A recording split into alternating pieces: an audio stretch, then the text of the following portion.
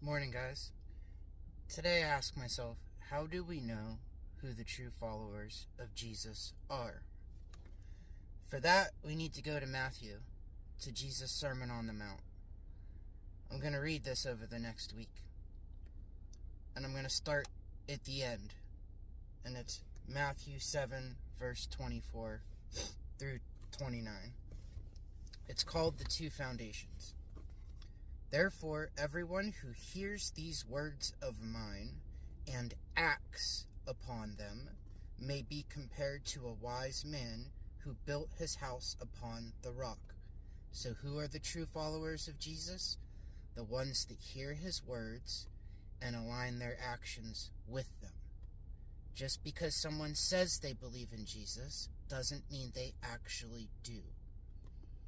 And the rain descended, and the floods came, and the winds blew, and burst against that house, and yet it did not fall, for it had been founded upon the rock. And everyone who hears these words of mine, and does not act upon them, will be like a foolish man who built his house upon the sand. I have experience with that.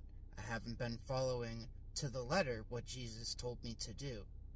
Now that I'm finding it easy to build.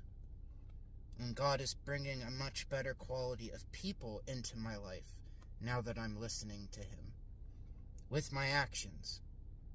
And the rain descended, and the floods came, and the winds blew, and burst against that house, and it fell, and great was its fall. The result was that when Jesus had finished these words, the multitudes were amazed at His teachings, for He was teaching them as one having authority, and not as their scribes. What empowers us to follow Jesus' words? The Holy Spirit. That's how we're able to do it. So tomorrow, I'll start at the beginning of his sermon in chapter 5.